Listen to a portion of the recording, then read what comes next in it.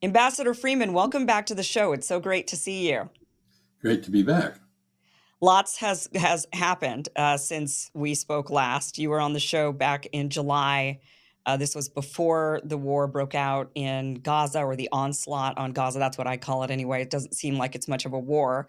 There's been Mike Johnson is now the Speaker of the House. He's saying that he wants to give carte blanche to Ukraine to do whatever they want against Russia using American weapons. I mean, there's just so much that has been going on. Um, let's start with Israel. When you and I last spoke, we went over the history of how you were smeared, big time smeared by the Israel lobby. We got into the Israel lobby somewhat. I feel like things have changed. I feel like do you feel like things have changed? Like the atmosphere and the view towards Israel is very different today than it was even when we just spoke less than a year ago.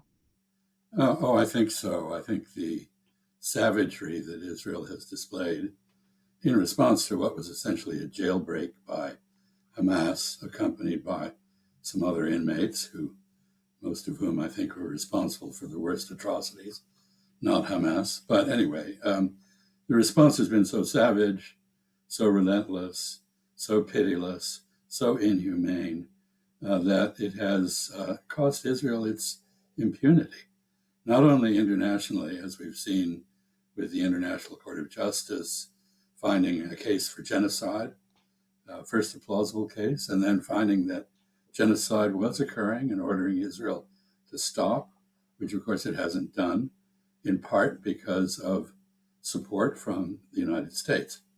But we've also seen Israel lose its impunity and the slur of anti-Semitism lose much of its force in American politics.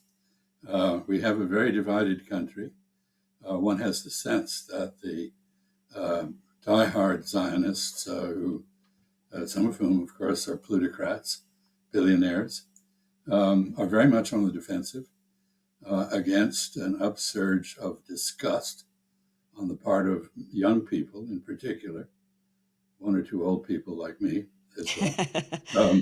But an upsurge of disgust at what we're seeing. We're seeing genocide live on our smartphones and not so much on TV, because we continue to have self-censorship and worse.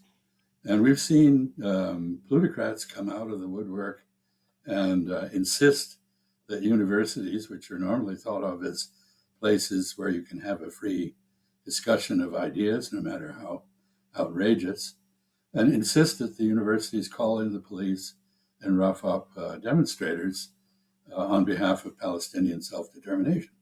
They're not demonstrating against Israel. They're demonstrating for self-determination and an end to the genocide. They're demonstrating for a ceasefire. And I think they're the conscience of America. And I'm rather proud that young Americans are coming forward in this way. As far as I can determine, the only real violence that has occurred at these protests has been perpetrated by Zionist opposition to them. That was certainly the case at UCLA. Yeah. And so I think we've seen peaceful expressions of our First Amendment rights to free speech, to assemble and petition the government for a change in policy. And what have we seen in return? We have seen violence. We've seen bullying of universities by their donors. And we've seen a White House which appears to be like a deer in the headlights, just doesn't know what to do. On the one hand, they're pressured by the Israel lobby to do more for Israel. On the other hand, it's very clear that the majority of the American people absolutely do not agree with that.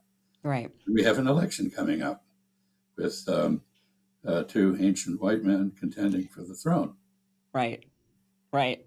And I don't know which one would be worse for the Palestinian people at this point. I mean, Joe Biden obviously has done nothing to really help the Palestinian people, kept saying we have these red lines or we're going to build a port in order to pump in Ah, humanitarian aid, which ended up collapsing, right? I mean, yes, it's been a nightmare. But then Donald Trump, I don't think is any better. I mean, I feel like he's been fully infiltrated by the Israeli lobby at this point, by the donors, maybe he's even. he's very transactional. Show me the money, and I'll tell you what I'll do. The most recent example of that was an appeal to big oil companies. Give me $1 billion, and I'll call off all the environmental regulations. Yeah. Anyway, I mean, the guy is reliably unreliable. That's the best thing you can say about him. And Joe Biden, well, um, frankly, I can't vote for either of them, and I think I'm not alone in that sentiment. Yeah, yeah.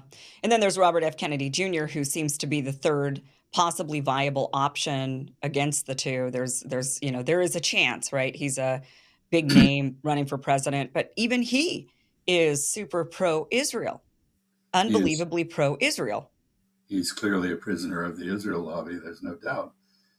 He's got some interesting ideas on other subjects, but he has no ideas at all on that one, Right. which suggests that again, money talks. Or something. Yeah, money or blackmail. I don't know, something that doesn't add up. Or maybe it is just a sentiment thing. He's 70 years old. People in America, I think, have been raised since World War II. We've all had a very soft sentiment about the Holocaust, the atrocities that happened. We want to help the Jewish people. We feel for the Jewish people, right? There's definitely an empathetic, um, I think, feeling amongst Americans that perhaps has worn off now with this younger generation that didn't, like it was my grandfather who fought in World War II, and I'm in my mid 40s now. So these young people, they never met anybody who fought in World War II. They're just too young. They weren't hearing the war stories. They weren't hearing, seeing the hero parades and all of this stuff. So what do you think it is that has caused the young people to really now say, we don't support this? I mean, you guys and all your other generations continued to just turn a blind eye to this, but we're not. Well, I think before your parents were born, I was around, and I was subjected to intense propaganda, which I believed. I was a great fan of Israel, and partly as a result of things like Leon Uris writing Exodus, and wonderful movie with all sorts of great actors from Hollywood in it. And we all felt very positive about Israel. And as you said, we had sympathy for Israelis as refugees from the Holocaust in Europe. Of course, the Arabs didn't perpetrate the Holocaust, Right. but that's neither here nor there, I suppose. Now Israel has perpetrated a Holocaust, and that's the answer to your question. Um, Kids may not, they've had a lifetime full of movies about the Holocaust, because Hollywood definitely likes to turn those out. Some of them excellent movies. Yeah. But now they're seeing this live. They're seeing the equivalent of Auschwitz live. And they're seeing the President of the United States say things like, well, let's get a temporary ceasefire, which is a bit like saying to someone in Auschwitz, here, have a drink of Kool-Aid before you go to the gas chamber. Yeah. It's not responsive to the problem. What is the problem? Here, I think everybody is dancing around the fundamental truth, which is this is not a war between Israel and Hamas. It's a war by Israel on Palestinian self-determination. And Hamas carries that banner. And yet we hear people say, well, it's totally unacceptable for Hamas to be in charge in Gaza or anywhere else. Well, the last election that was held, they won. And the polls show that despite a lot of misgivings about some of their behavior, and maybe their decision to go over the wall on October 7th last year, they're still very popular. So, this is a reminder of how the State of Israel began, which was in an orgy of terrorism. The leaders of Israel are all terrorists. And of course, if you win independence, then you're a founding father. You're not terrorist Right. anymore. Right. If you lose, you're still a terrorist. I think we need a fundamental rethinking of all this. Yeah. We can't go on. And by the way, it isn't just Israel that's paid a huge price for all this. The Israeli economy is tanked. Israel is divided probably more than it ever has been. People whose relatives, husbands, wives, children are hostages who may or may not be alive in the tunnels in Gaza want their relatives back. And Netanyahu clearly prefers to go on with the war, and he's made that clear on many occasions. So you have great demonstrations in Israel. Of course, we did even before this because of Netanyahu's effort to escape prison by depriving the courts of independence.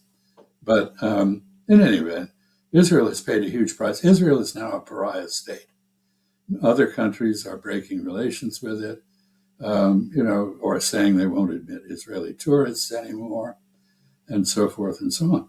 But we're so closely identified by our own choice with Israel that this has spilled over on us. Yeah. You ask people in the Middle East now, there was a poll just out, who do you trust the most? Answer, Vladimir Putin, number one. Xi Jinping, number two. What about Joe Biden? 23% say they trust him. Yeah. So we have taken a huge hit in terms of our international influence and our appeal. And this is not going to go away easily, because one thing that we all learn in life is if you forfeit the trust of other people, it's very, very hard to get it back. Yeah. And we have lost the trust of the world. Now we have Republicans in the House, who joined by some Democrats, proposing to put sanctions on the justices of the International Criminal Court. So much for the rule of law, so much for our tradition of respect for the rule of law. To his credit, Mr. Biden or somebody, whoever's really running the government at the moment, has said he opposes that. That's good, but we have a mob that is posturing politically on this issue in a way that is enormously destructive of everything we've tried to stand for 2.5 centuries. Yeah. And if Trump gets into office, I mean, he was one who also went hard against the ICC.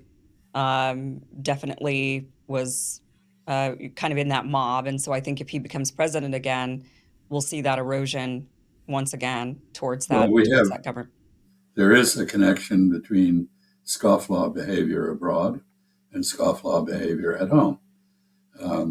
One of the things that we've lost, apparently, I hope it's not totally gone and we can recover it, is a respect for due process. What is that? That is the sense that if the process of adjudication is fair, the outcome is just, or it is at least legitimate, even if you think it is unjust. Yeah. And you have to accept it. We have now, Mr. Trump exemplifies this, prominent people in our society who say, the courts be damned. It's all rigged. I'm not going to obey a court order. I'm not going to subject myself to whatever decision has been made by the American voters. Who are they to tell me that I shouldn't be in office? Yeah. And so forth and so on. So we have disrespect for the rule of law and due process, and it is not limited to the international arena by any means. Right. So much that I want to ask you. I want to get into this idea that this is all the Palestinians' fault. That the Israelis have put forward peace agreement after peace agreement after peace agreement, and it's been the Palestinians who, time and time again, have just ruined these agreements, crossed the line. They end the ceasefires. It's all their fault. We tried. We did everything we could. It's their fault. Can you kind of go over some of that? What do you think was the reason why the Palestinians didn't accept previous peace negotiations, or why do you think things fell apart Israel time and has time again? Israel has never put forward a peace proposal. It has never accepted the idea of Palestinian self-determination. It has never accepted the two-state solution. It has never accepted the idea of one state in which everybody would have a vote. It has never accepted its own borders. It keeps expanding them. It has never accepted the right of Palestinians to life, liberty, and the pursuit of happiness, let alone their property. We have put forward such suggestions on occasion in what I would argue is a disastrously pro-Israeli manner, such that we're basically asking the Palestinians to accept eternal subjugation or exile from their country. And that is the Israeli demand. So now, what was the purpose? What is the purpose of killing probably 46,000 people, because there are at least 10,000 under the rubble in Gaza? What is the purpose of running pogroms, burning villages, threatening people with death if they don't flee in the West Bank? The purpose is to rid Palestine of Palestinians. And by the way, the slogan from the river to the sea, which for some reason or other in our country has become a symbol of Palestinian intransigence, is actually part of the Likud party charter. That is a Zionist phrase, meaning Israel has to control everything from the Jordan River to the Mediterranean, and to do so while denying that there is any such thing as Palestinians. They're just, I don't know where they came from. They just happen to be here. Right. Get rid of them. Ironically, of course, genetically, they are the descendants of the original inhabitants of that area, including the Jews. They converted first to Christianity under the Byzantines and then to Islam when Islam exploded out of the Arabian Peninsula. And why did they do that? They didn't do it at the sword, because both the Byzantines and the Arabs were clever enough to have tax policies that favored people who were Muslim or Christian before that. And it turns out tax policy actually can influence your identity and your beliefs, and you can change religions in order to get a deal. I can't imagine there's anybody in our politics who would do that, but I'm being facetious, of course. But why did this? Now let's go back to October 7th. I think the best analogy that I've heard was by Norman Finkelstein. He likened this to the revolt of Nat Turner, a well-educated, very bright slave in the 1830s who led a revolt by other slaves in Southern Virginia. They came out of slavery, which was a brutal experience in which they had no rights whatsoever, in which they were ripped apart from each other at the will of their masters, murdered sometimes with impunity by their masters. And their program was to kill every white person they could find. And they killed about 60 white Americans, men, women, and children. Yeah. And then, of course, they suffered terrible retribution when they were rounded up and hanged, and other Black Americans were victimized. Gaza is an open-air prison or concentration camp. It is the largest concentration. It was before it was pulverized. It was the largest concentration camp in the world. And Hamas engineered an escape from it. Now, there's a moral question here. You can say this correctly that Nat Turner and his fellow slaves, in murdering people, were committing crimes, that they were committing sins. Yes, they were. But you should also weigh that against the sin of slavery and the crime of slavery. If between the two, who do you think deserves more sympathy, the master or the slave? And I apply that to this. I was after October 7th, of course, seeing the atrocities that accompanied the breakout from Gaza, one had to sympathize with the Israelis. And I think they had universal sympathy. even in the Muslim world. Nobody likes Hamas particularly for different reasons. The Saudis don't like Hamas because it's a democratic movement. And it says we don't need kings, princes, generals, dictators, thugs to help us pursue our political agenda. We can do so at the ballot box. And they did. This is very threatening if you're a prince, a king, a dictator, or a thug, or a military man like General Sisi in Egypt. So they don't like the Hamas for that reason. Other people don't like Hamas for other reasons. The Israelis don't like Hamas, which they've successfully demonized, because it is the only effective armed opposition they face in Palestine. Yeah. And in fact, on October 7th, it showed itself to be surprisingly resourceful and capable militarily. Of course, it's a guerrilla force facing one of the most advanced, powerful militaries in the world. There was never any chance that anything would happen other than what has, namely the devastation of Gaza.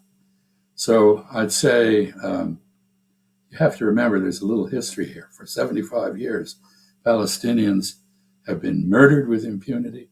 There have been 3,000 assassinations of Palestinian leaders by Israeli security services, who then, rather like the kid who kills his parents and then says, "Take pity on me, I'm an orphan," they say, well, there's nobody to talk to. Well, why is there nobody to talk to? Because you killed everybody who was worth talking to, who had a following, who might have led a negotiation against you. So this business about Israel constantly wants peace. Israel has been offered peace by the United States in mediation on numerous occasions, always a choice of trading land for peace. They have always chosen land, not peace. Yeah. And they're still doing it. And it seems like every negotiation or every agreement that has been put out there is really just an agreement to keep talking. I mean, it's just like Yeah. the latest ceasefire deal. It's just an agreement to keep talking.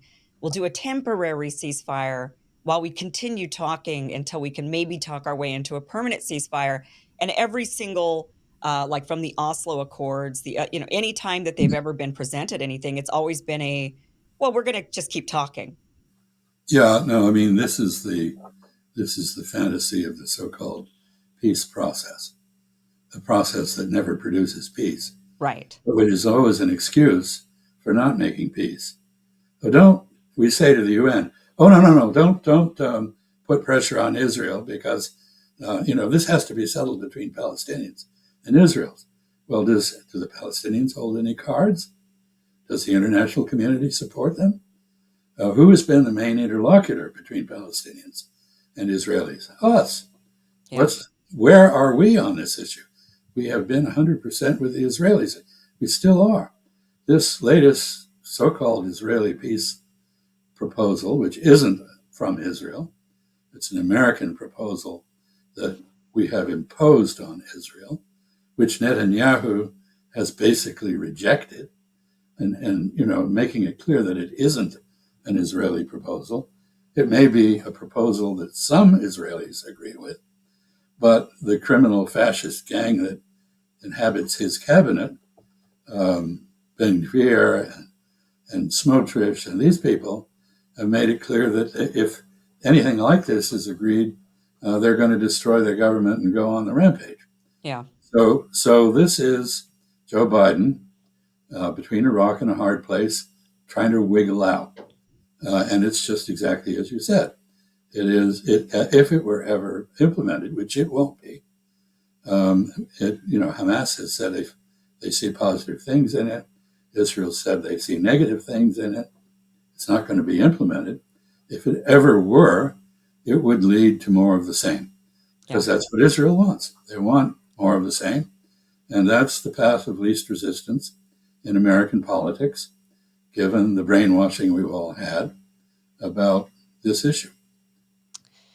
I think it's you bring up a really good point. It's a peace process. They've never been offered an actual peace agreement. It's always been a process. Well, the latest round that Trump and Jared Kushner put forward, I suppose that was maybe a peace agreement where they said you can have all this Swiss cheese land, No, they maybe this didn't. was They didn't even address the Palestinian question. The whole point of that, the so-called Abraham Accords, was to shelve the Palestinian issue. The UAE, when they agreed to it, the United Arab Emirates, insisted that there be a halt to settlements. We, by the way, promised the UAE F-35s and a bunch of other stuff. Israel did not stop its settlement. In fact, it accelerated it. It's going on now at an unprecedented pace. And we faked out on the F-35 deal, due to opposition by the Zionist lobby. Mm-hmm. So that was a diversion. That was treating this like a New York business deal, which is the least trustworthy kind you can find. Right. And and now, of course, it's essentially in suspense, because the last poll that was taken in Saudi Arabia, remember, the Biden administration's been trying to trade Saudi normalization with Israel and pay off the Saudis in ways that I frankly find preposterous. The defense treaty, you think that's going to go through the Senate? The full nuclear fuel cycle, you think that's going to get approved? Open-ended arms sales, anything you want, you can have it. You think that's going to fly? I don't think so. So all of this was always a bit of a farce. But the latest poll shows that 96% of Saudis want everybody to break relations with Israel and absolutely oppose their own country having such relations. Now, of course, the Saudis, like other people, are pragmatists. And so before, probably right after we talked the last time, when the idea of some kind of trade-off between Israel and Saudi Arabia was still on the table, they invited the Israeli Minister of Tourism to come to Saudi Arabia. Why? Because Israeli tourists are wealthy and they need the money in the new resorts that they're building on the Red Sea. So it was all about the shekels from Israel, and very transactional, and didn't mean that they were going to accept that Israel has the right to tear down Al-Aqsa Mosque and build a Jewish temple there, or to do to the Palestinians what Israel was already doing and is now doing with a vengeance. Mm-hmm. What do you think? So you kind of brought this up with the monarchies. Do you think that is why, and you've said Saudi Arabia doesn't really, they're not, they might care or pretend to care about the Palestinian plight. They might not be willing to normalize with Israel right away.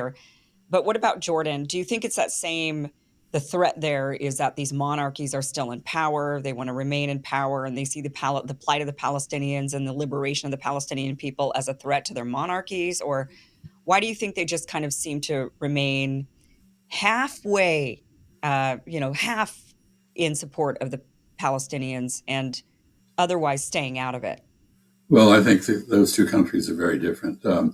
Jordan is a constitutional monarchy, which means it's a democracy with a king. Okay. Has a parliament. That parliament makes policy. The king is the ultimate authority, as he or the Queen used to be in the UK. But it's a constitutional monarchy. 60% of Jordanians are Palestinian. Now think about it. You want to stay in power as king? You got to pay attention to your constituency, and your constituency, including the wife of the king, Queen Rania, is Palestinian. So what accounts for Jordanian behavior? Fear of Israel, with good reason. Saudi Arabia is different. Saudis really don't like the Palestinians for many reasons. Many Palestinians are atheists, or they are Christians, or they are Muslims of some different variety, and the Saudis don't like that. But they do see fellow Arabs being murdered, massacred, burned alive, kicked out of their homes. And we don't see that on our TV because it's self-censored, but they see it on theirs. Mm-hmm. And of course, this is exactly why Israel is now running around trying to shut down every foreign news agency in Israel, because they don't want the outside world to see what they're doing. And, I mean, I said earlier that Israel has paid a huge price in terms of negative image internationally. It's more than that. The Star of David, which was a symbol of Jewish rebirth, rebounding from the Holocaust in a new state. Much of the world now looks at that with the same sort of reaction we look at when we see a swastika. Yeah, this is a symbol of genocide. Israel's image has been fundamentally altered. I don't think they're going to get out of this too easily, especially not if they do what Mr. Netanyahu says, which is widen the war. Now he's proposing to attack Lebanon directly. One can understand he's under political pressure. Hezbollah reacted to the Israeli genocide by firing rockets into northern Israel, which had to be evacuated of Jewish settlers. Those Jewish settlers are scattered all over the place, and they're angry and they want to go home, and they can't. And by the way, 700,000 Israelis have emigrated during this period. And they are the best and brightest who are leaving. So Israel is in a state of decay. And Mr. Netanyahu has to respond to those constituents, which is why he's threatening to extend a war into southern Lebanon, clear out Hezbollah. Lots of luck.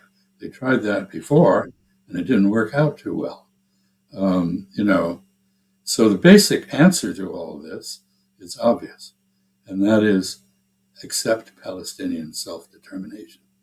You can't have peace in Palestine without it. You cannot destroy Hamas because it represents Palestinian nationalism. And even if you wipe out most of its military wing, the basic sentiment that created it is still there. And if you wipe out Hamas, something more extreme is likely to rise in its place. The British tried for 800 years to put the Irish down. And in the end, they had to leave. And I think this is, at some point, you just have to accept that your maximum ambitions are not achievable. Right. And behave decently.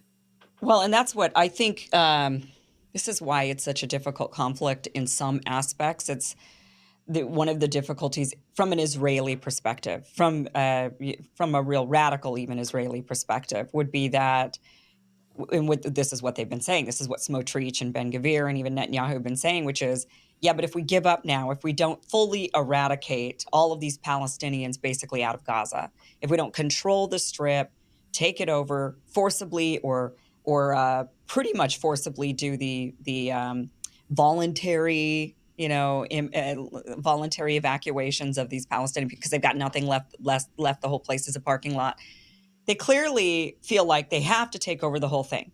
If they don't achieve that goal, and I think this is a legitimate concern, even though you know which side of this I'm on, it's a legitimate concern to worry that if they don't do all of that, if they don't enact ethnic cleansing and a genocide, that there will be the Palestinian people will be emboldened. They will see that the effects of October 7th, what it did to Israel, showing it as a pariah state, rightfully so, finally showing the world what Israel's been doing to these people for longer than 75 years, 100 years, right? Showing that, so they could see this as an opportunity of it worked. I mean, from Hamas's perspective and from the Palestinians' perspective, October 7th worked. I mean, it whatever, I don't know exactly what their goal was, but whatever it was, it seems to have had the effect, which is the world is now turned on Israel and said, whoa, whoa, whoa, we're not going to support this anymore. You have to have a two-state solution. But I think their fear would be they would do it again and again and again. They keep saying this, right? And I think that's a legitimate fear if you've got, if from the Hamas perspective, you're seeing all of these hundreds of thousands of Israelis fleeing the area, So now you could kind of create this new environment over the next 100 years, let's say, where you turn the tables and basically say, you're not welcome here. You people came in, you got to get out. This isn't a happy, comfortable place. So why are you here? Just get out. And it would kind of create that environment to where all of these, where it would become a crumbling nation with more immigration out than immigrants in, with people frightened, right? I mean, you could kind of see why the extremists in Israel feel like it's genocide and ethnic cleansing or nothing, because it is the fighting for the survival of the Jewish state of Israel. Otherwise, I do foresee a future where this Yeah, I crumbles. mean, you're making the case, which Israelis do, essentially for genocide. My Well, I'm wife, not making the case for genocide, but no, I'm I just know, saying but I that's mean, you're right. That's explaining their case. yeah, And their case, my white ancestors determined that the only good Indian was a dead Indian. And they went around implementing that policy. And they didn't finish the job. They gave the poor Native Americans a few small places to hang out. And then they cleverly figured out how to run casinos there. But, but this is genocide. No way around it. And what would happen if Israel made peace with Hamas, which has the moral authority among the Palestinians to make a peace, perhaps in partnership with Fatah and the Palestinian Authority as part of the PLO, the Palestinian Liberation Organization, which is the umbrella for Palestinian nationalism. What would happen? First of all, Hamas has not rejected the two-state solution. This is nonsense. It actually has accepted that it could be a two-state solution for a prolonged period, indefinite. And we all know from watching the Israelis that prolonged periods that are indefinite have a way of becoming permanent. So, if Israel were willing to talk to the Palestinians, rather than to talk to Mahmoud Abbas, who's basically the capo in the West Bank. He's the prisoner who's trustee, who's been co-opted to help run the prison. We pay him to do that, hmm he's now in the 19th year of his four-year term or something. I don't know. He's there because he wouldn't accept the election in 2006 because Hamas won it. And that's why he's there. So you want to talk to him? He can't even travel in his own area without a huge armed escort. So you want to make peace, you make peace with your enemies. You don't yeah, make peace with yourself or your allies or your friends. And, I remember you were a little child at the time, I think. But I remember when everything that has been said about Hamas was said about Yasser Arafat and the PLO. Terrorists, you can't talk to them. You give them an inch, they'll take a mile. yeah, What happened? They talked to Yasser Arafat. He accepted the existence of an Israeli state. He made peace with it. He went back to Palestine. He became a colluder in Israeli control of the West Bank, in effect. This business of negotiations are impossible because there's nobody left I haven't killed who's worth talking to, or negotiations are impossible because the other side, just won't agree with us. This is just yeah. this is almost ludicrous if so many people weren't dying as a result of it, Israelis as well as Palestinians. Yeah. Well, let me just answer my own question a little bit so people don't think that Oh, they're I, yes, because it is the talking point that Netanyahu, Ben Gvir, Smotrich, so many Israelis believe this. They believe that, I think there's a lot of genocidal Israelis, but I think what we're seeing now since October 7th and as the war has drawn on is that it feels like most Israelis are genocidal by default. They might not be genocidal in thinking like Smotrich completely, but they kind of feel like, but what's our alternative? we need safety and we can't live with them and they've proven this. And so we have no other, it's kind of like they don't want to really say it out loud, but everything they say, the end result is, so you do support ethnic cleansing and genocide. You think that's the ultimate, uh, Yeah. they And just won't fully word it that way, but everything they say, they stop short of that. Right. But that's they what their have, conclusion is. they have fully understandable desire for vengeance. Well, Um, and but, feeling safe, and I well, think they're yeah. very So afraid. here, let's remember the cases of Ireland, Northern Ireland, where nobody felt safe, and there were, the British Army was in there shooting people all the time, and Protestants and Catholics were at each other's throats, and that was impossible, and there could be no peace. And with strong American support, Senator Mitchell helped broker the Good Friday agreements. Right. Let's Now look here at we South are. Africa. South Yeah. Africa, nobody felt safe. The Afrikaner argument was, if we relinquish power and share it, we're finished. And so F.W. de Klerk, the president, had a crisis of conscience. He was a devout Christian, and he concluded that apartheid was sinful and forbidden. And he let Mandela out of jail, even though Mandela had been demonized almost as much as the head of Hamas has been. And Mandela rose to the occasion. So it is not the case that there can be no peace Right. between fierce antagonists, but you have to want peace. You have to accept that you're going to have to make compromises. You have to accept that your view of the other side as the devil incarnate is too simplistic. You have to accept that the other side is as human as you are. And you have to ask yourself the question, why should Palestinians be less entitled to self-determination than Israelis? Right. Why should Palestinians have to accept fewer rights than Israelis do? Why do you think that a system of apartheid and subjugation, almost enslavement, has the ability to remain stable or to be considered legitimate by anybody? And the answer now is the world has seen firsthand that it is not legitimate, it is not sustainable, and there must be not just a ceasefire, but there must be a peace. Yeah. And that's what the world wants, and that's what Mr. Netanyahu will not accept, because it would mean the end of the Zionist vision of controlling everything between the river and the sea. Right. And that's ultimately this fear that October 7th will happen over and over and over again.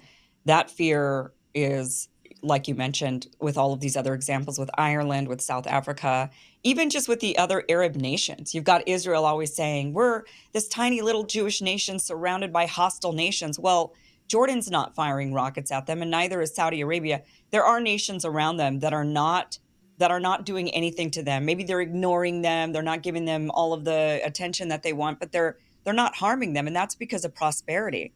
Jordan is a prosperous country. Saudi Arabia is a prosperous country. They don't have any desire to go to war and to upend their Lose their. prosperity. No, I always remember a wonderful experience. I was in Riyadh after I had, long after I'd left as ambassador, I was just on a private visit. And the king asked to see me. And then he had a visit from the Council of Foreign Relations in New York that the foreign ministry insisted he meet. And so he said, why don't you come and sit with my advisors while I talk to these people? So he talked to them, and the head of the delegation was very persistent in urging him to do something for Israel. And he tried, 12, 13 times to persuade the king, you should do something good for Israel. And, and finally the king leaned over to this guy and said, I have a message for your Israeli friends. And this guy was just ecstatic. I'm going to be the peacemaker, the intermediary. And Abdullah said, tell them if they want to be loved, they should do something lovable.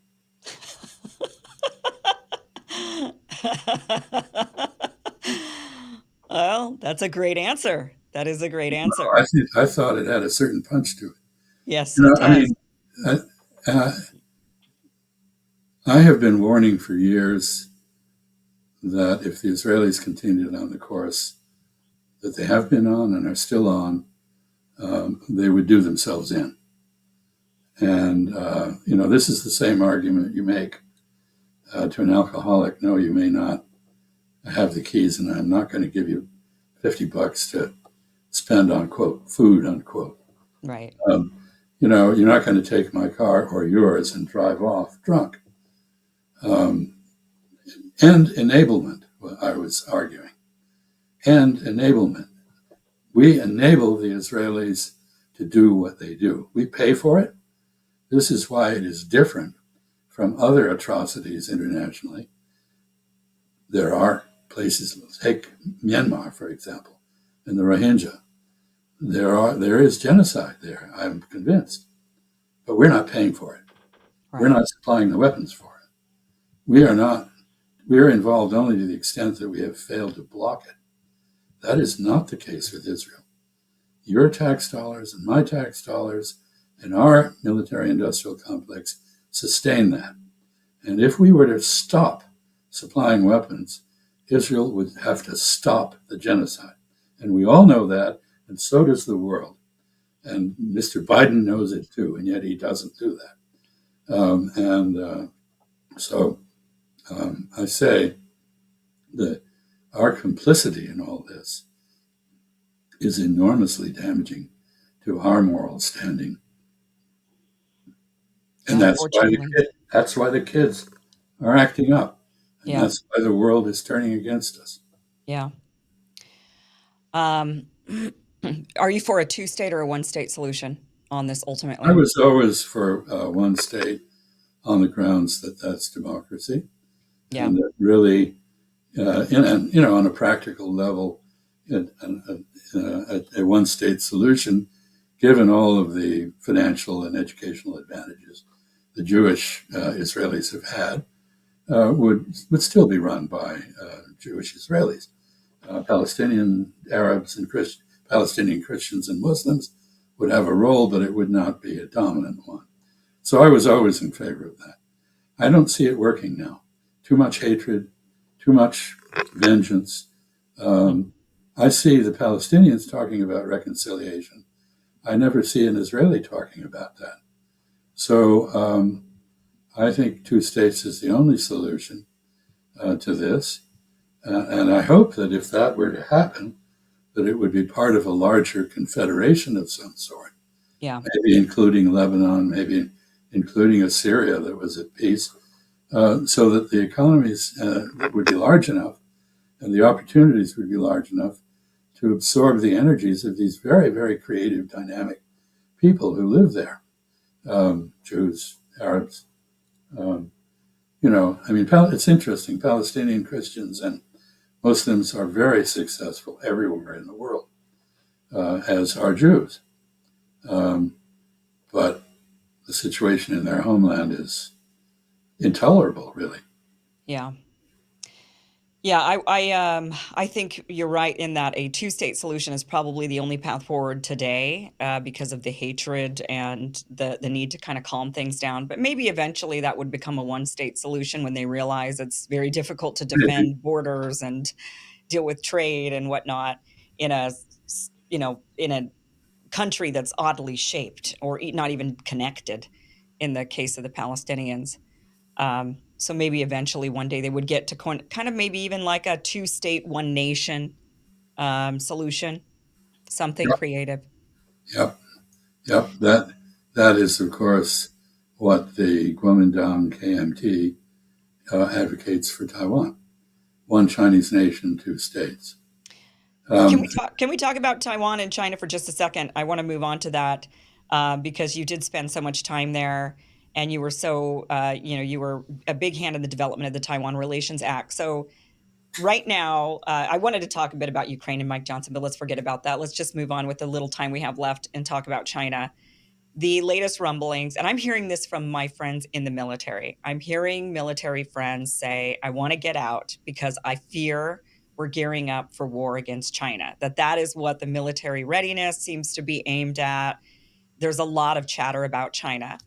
I have a hard time believing it. Even if China were to, for one, how do you think China would take back Taiwan? Would they do it militarily?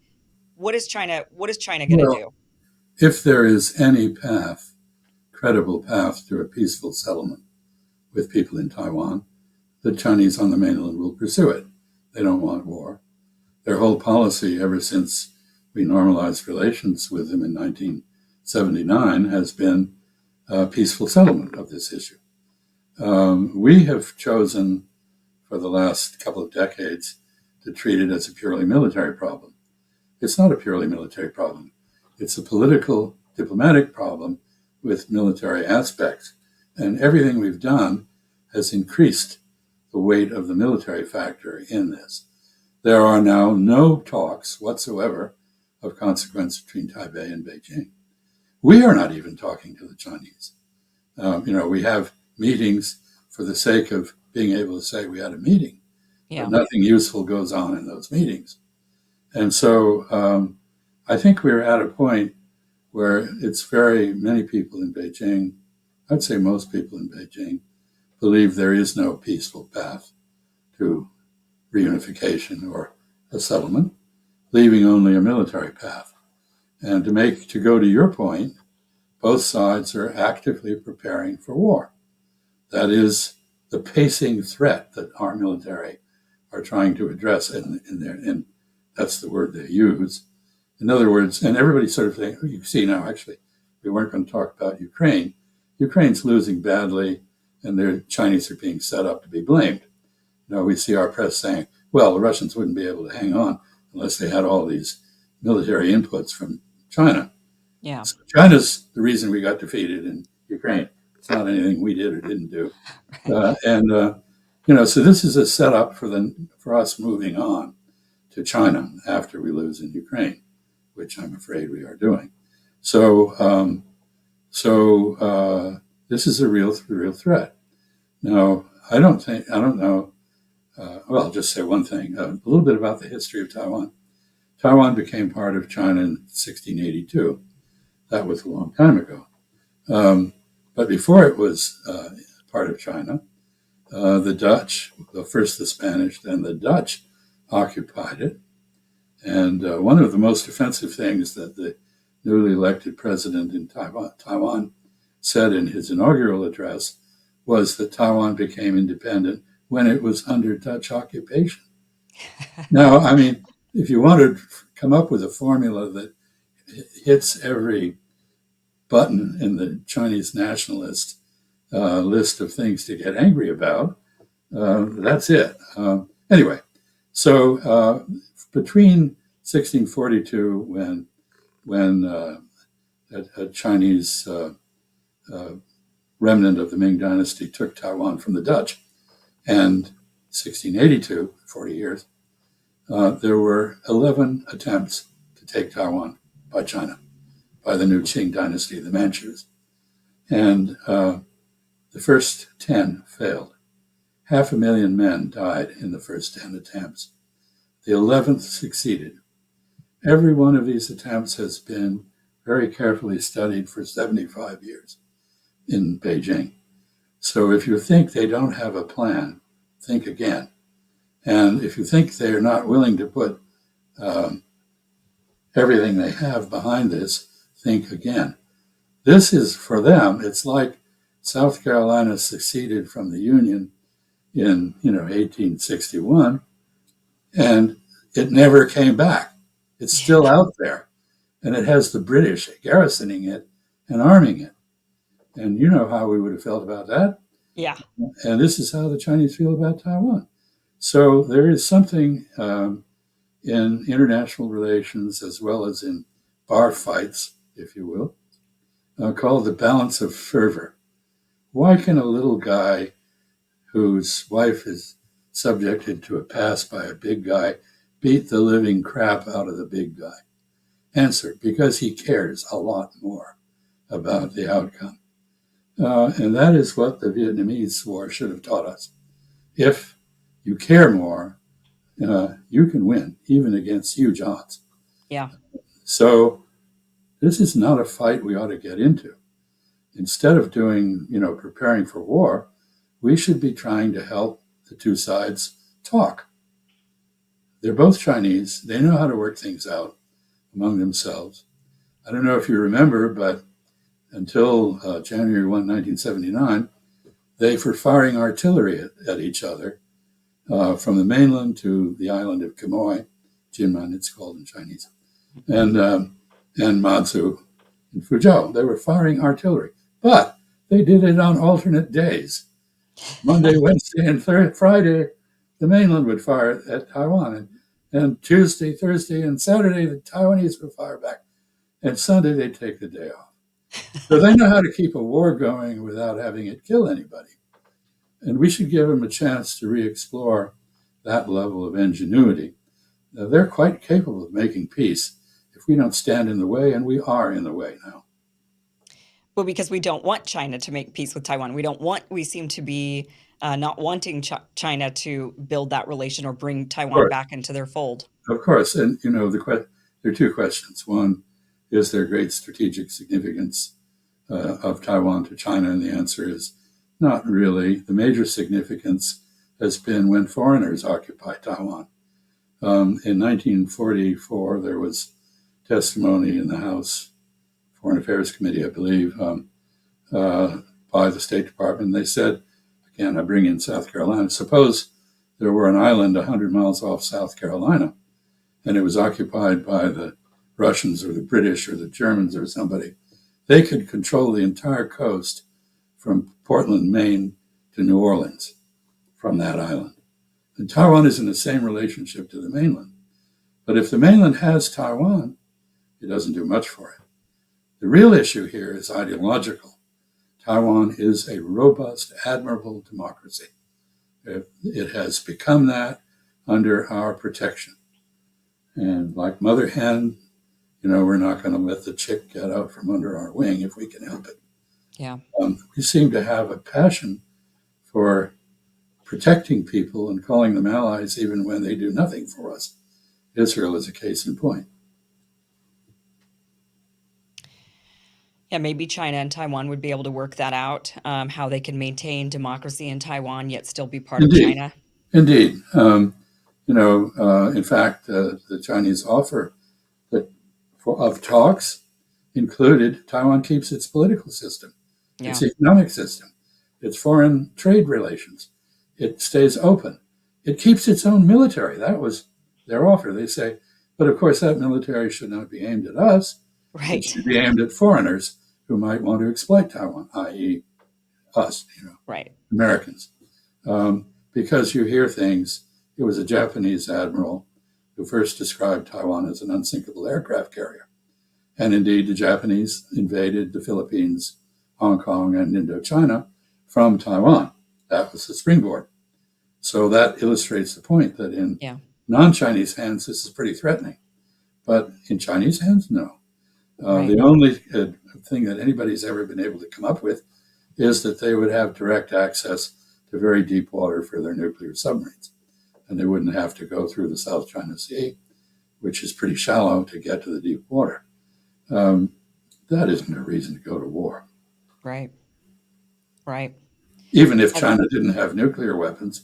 And of course, it's building a huge counterstrike capability right now to keep us from doing what we've done on 6 occasions. They say 3 I can document. On 3 occasions, we've said we're going to nuke you. We've threatened them. That's why they have a nuclear weapon. That's how it started. We can't do that anymore because they can fire back. Yeah. And I don't think they'd go after Boise, but, I'm pretty near Newport, and I think that could, anyway. Do you think that, realistically, I have a hard time believing that the U.S. would actually go to war with China simply because our business class is so deeply embedded with China, making so much money off of China that And the politicians ultimately they kowtow to whoever's got the big money. So, in my opinion, the business class would intervene and say, "We don't want war with China. This is going Well, to kill American I think businesses." I think that's their attitude. But there's a bigger 800-pound gorilla in the room called the military-industrial complex. Think about it. Yeah, and they Um, have every reason to they want have, more. they have every reason. Well, they don't really want a war, but they want to pretend that we should be ready for a war, Yeah, and we should buy all sorts of fancy weapons that it turns out in Ukraine don't work very well. They have too many bells and whistles. There's something to be said for simple things that you can repair on the battlefield. Just try that with an Abrams tank. You can't do it. yeah. And the same thing, we have trouble. The F-35 is a fantastic aircraft. So is the F-22. Half of them won't fly most of the time because they need maintenance. It makes sense to have stuff that is proof against rough terrain.